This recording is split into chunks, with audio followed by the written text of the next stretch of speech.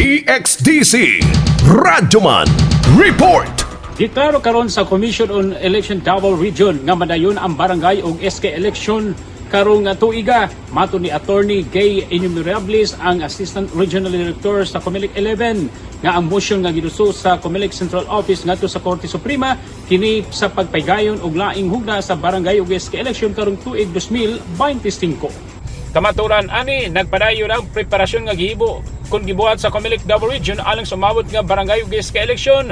Gani pipila sa mga gibuhat nga pagpangandam karon sa regional nga botan mauang pag-constitute sa mga magtutudlo nga maglangkob sa electoral board members nga may tabo karong Agosto 1, 2023. Lakip na ang pag-certify sa mga voters list sa tanang mga botante karong buwan sa Oktubre. Gikan sa Comelec 11, kasama mo sa balitang serbisyo publiko reaching millions nationwide and worldwide for 70 years. Radyoman Joel Garay Tatak, RMN.